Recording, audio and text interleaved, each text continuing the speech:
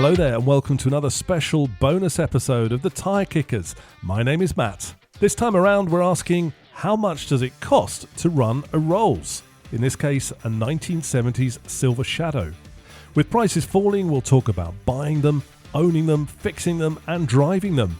But do you need a lottery win to keep those Rolls a-rolling? So give your chauffeur the day off and come with us as we kick the tyres on this classy classic from Crewe.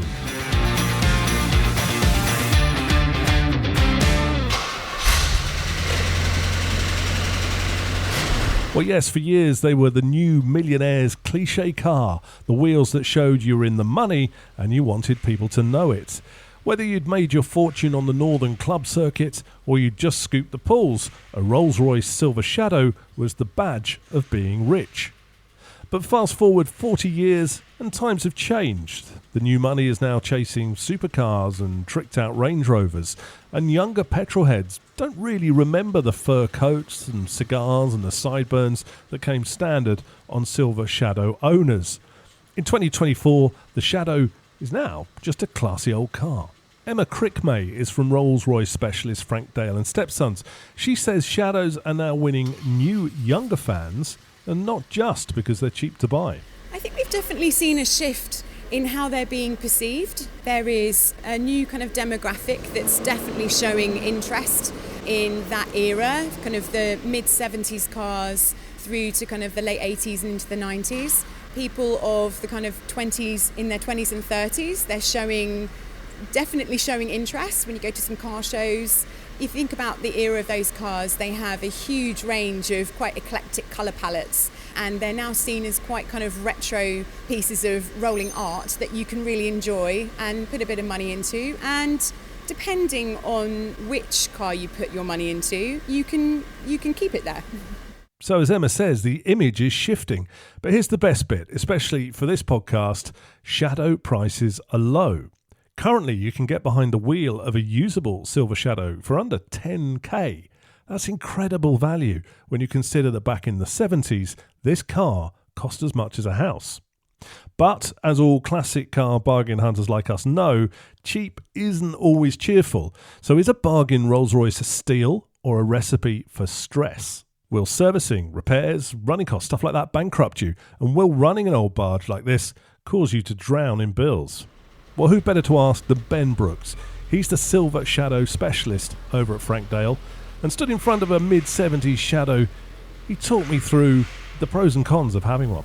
Well, let's start from the beginning, Ben. We're looking at a Silver Shadow now. This is a Mark 1, so it's sort of a Series 1 rather. Yes. So it's chrome bumper. It's what people would imagine a classic Silver Shadow to look like. Yeah, that's right, yeah. So tell me first of all, what's the difference between the Series 1 and the Series 2? Well, the most obvious thing is the styling. You get the later bumpers, the rubber bumpers on the Shadow 2. And in terms of the years they ran from, when did Series 1 start and stop, and when did Series 2 start and stop? Series 1 started in 65, ended in 76. So it's quite a long production run for those. Oh yeah, it was 12 years against the Shadow 2, which only ran from 77 to 80. Okay, and those ones had the sort of more rubbery bumpers, a bit more squared off? That's right, yeah. To my eyes, the first one looks better. Does that mean that's more expensive to buy and run? Not necessarily. Again, it depends on the year. People prefer the early dash layout. There's a lot of sort of like personal preferences. Let's talk about a Series 1 now in terms of buying one. Are they complicated? Should I be scared, or do I just need to sort of know a little bit about them? I don't think so. I think if you're interested in learning about them as well as just jumping in and driving, I think that's the best way to be. If you were just to jump in and go for it, you'd want someone to be sort of pointing you in the right direction with getting it running right, keeping it maintained. There is a lot to these cars, but everything works in a way that it's meant to work. Everything's designed in a way that it makes sense. So let's get into it then, because the prices of these are starting to look interesting. What do I need to spend to get into a nice Series 1, and what do I need to spend to get into a nice Series 2? Give us some ballparks. Sure. I would say Series 1, Series 1 and 2 really, you're looking for a 10 grand for a cheap one. You can obviously go less for one that's going to have problems you're going to have to spend money on, up to maybe 25, 30 for a really nice one. You can go further out of that scale for a specific spec one, or like a lower mileage, single owner, sure, that sort of thing. What shifts the values? What makes the difference? Is it bodywork? Is it condition? Is it rarity? What is it? It's mainly how it's maintained, how it looks, the condition of the underside. I'd always recommend an inspection before you buy one. So if it was your money, Ben, you were sticking into it, you're looking at what would you spend on getting a decent one? There's always a compromise, so you're Sure. watching, you're on a budget. Yeah. 10, 15? I mean, yeah, if you've got 15 with the potential to spend another 10 getting it right, that would be the best way to do it. As long as you are aware that there may be more money to spend. That's an interesting point, isn't it? You're going to become potentially a custodian of what was a very expensive, well-engineered car. So you need to be mindful, I guess, that there will be on costs to that. Yeah. Yes and no. Servicing-wise, servicing here starts at £500, £600 plus the VAT. It's still classic car money, isn't it? Yeah, I mean, we're £85 an hour plus the VAT, which is quite competitive. I would say it's more, the inspection side of things is more important than the oil and filter change in a way. It gives the owner an insight of what they're going to spend, not necessarily at that service, but the next service or the service after that. The annual usage is only costing you, £180 for classic car insurance. The MOT isn't needed, the tax isn't necessarily needed. You're really paying for the fuel that goes in it.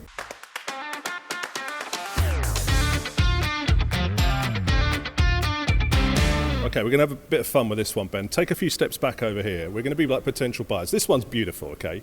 But imagine you're seeing this one, maybe it's a 10, 15 grand car for the first time. Yeah. Show me where you're looking. Initially, I would look at rust. Obviously, it's a big steel car.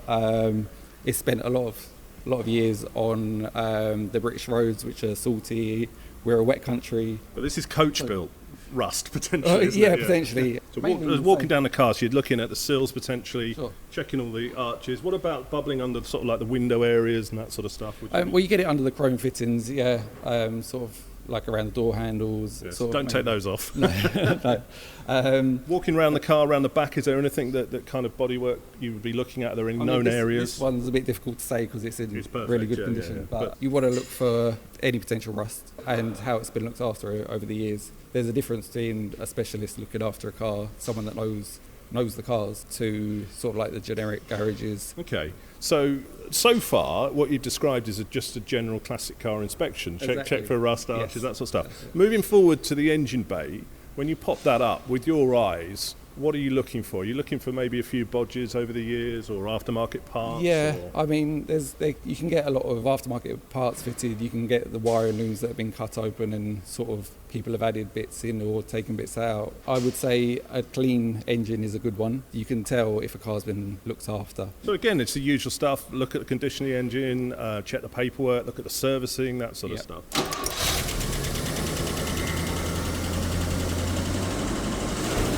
Straight away, that sounds great. Yeah, I mean, you get a tappity noise. This one's in for a service. Okay. So they are tappety cars then, Shannon? They are. Yeah. You're just listening for that tap to go. Right, okay. So as the car warms, that tappet sound should go away. Exactly, okay. yes. And then when you're driving it, running and driving it, in terms of what feels right in a shadow and what feels wrong? The Shadow ones particularly are quite a soft ride.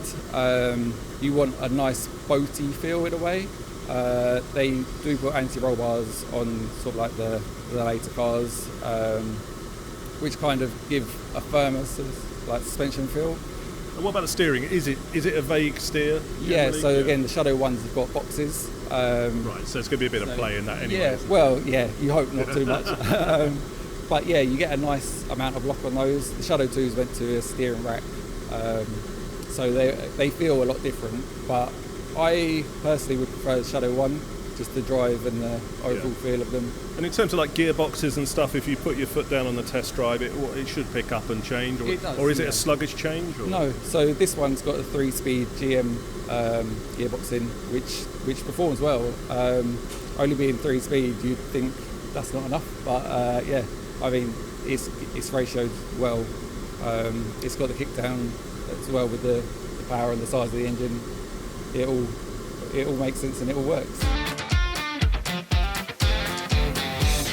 So in terms of looking at these cars, it's pretty much the same by the sounds of it as any other classic. Check in the usual places for rust, check the servicing, the paperwork, check that it's been used, and buy the best you can find for your budget. Now here comes the health warning. don't buy the cheapest one. It will bite you by all accounts. Ben advises spending over 15k and upwards and really, really doing your homework. But if you do buy one that's been used, not stored, and really do that research, then classic carefree motoring, we're told, could really come your way. So what do they like to drive? Will that be the letdown? Well, there was only one way for me to find out. Right, so I'm sat inside a Silver Shadow. Let's close the bank vault door, put the seatbelt on. First impressions, actually, it's not as big as you think it's going to be, sat from the driver's seat. Sat here, I can see both wings. I can kind of see the end of them. It's not too bad. There's a big spindly steering wheel in front of me. Let's fire her up and see how she goes. Okay, so first impression, I mean, it's a big lump in front of there, but you can't really hear the engine too much. It doesn't sound like a 6-7 litre engine too much. Let's take it out on the road and see what it feels like. Very spindly gear selector. Drop it down. There we go. All drive, and you feel it lurch. You feel the power go on. We've not actually moved, but you see the nose go up. Now the steering is really, really light. This reminds me of kind of piloting a boat in a way.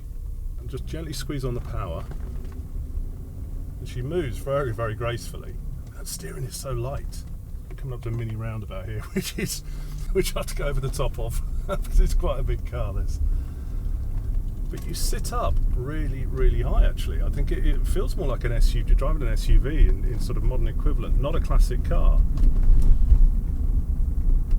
And we're coming over quite a lumpy road. It's a little bit drifty, actually. It does feel a bit boat-like, but we'll turn left here. Coming up some traffic lights, just see if I can do the chauffeur stop, where you not quite. There's still a little bit of a lurch there. But these were self-drive cars, in the 70s. This was the sort of first era of Rolls where you got in the front and you didn't always sit in the back. Windscreen's quite shallow, actually. Oh, we've got green now, so let's... Coming onto some dual carriageway now. So let's just squeeze the power on a little bit. I wouldn't describe it as fast. I'd describe it as torquey. I mean, it feels like there's power there. I mean, it's still quite cold, but you're not... I mean, it's a big, heavy car, but it's definitely moving. There's no effort to move it whatsoever. But it just sits really nicely. This is one of the earlier cars, so this is on a steering box. So you've got that slightly vague steering-y feel, and it does feel like it's sort of floating a little bit on the road. I'm just coming up some other lights now, see if I can do the old, as I say, the chauffeur stop. It's where you just let go of the brake just as you come up to the lights, just to not bounce. Almost a bit better, certainly improving. Oh my god, it feels really nice. It's really, really nice. You're just in your own little world, I think that's the best way to describe it. I've got some ugly modern cars going past at the moment, and it just feels like you're in this rarefied space. It does feel gentleman's club, and you are piloting this car like any old classic car, really. You don't just plough them down the road. You are sort of thinking about how they move. It moves around, crabs around the road a little bit, but this is an old girl, cars do that. But it's a very, very different experience to driving a 60s Roadster or a 60s British car from lower down the ranks. You don't feel, you're not having your teeth shaken out as you're driving it. This is a luxury experience, of course aided by that Citroen suspension that was licensed for these cars to just give you that magic carpet ride.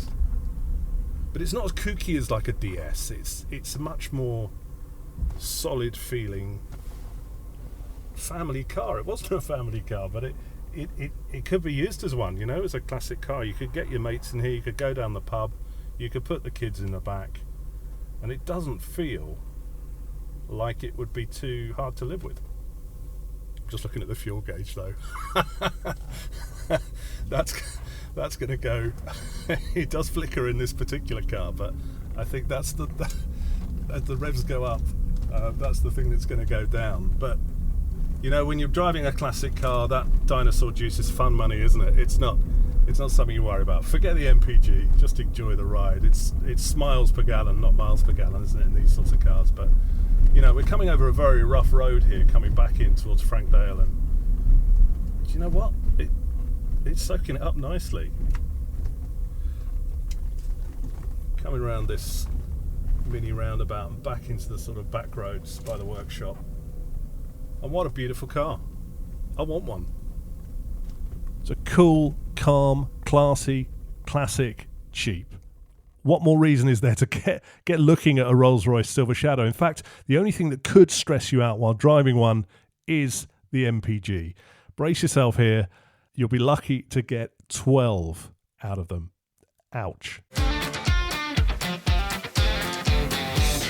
Well, that's it for this bonus episode. Thank you so much to Emma and Ben over at Frank Dale for having us over and letting me drive that Shadow. It's now definitely on my list.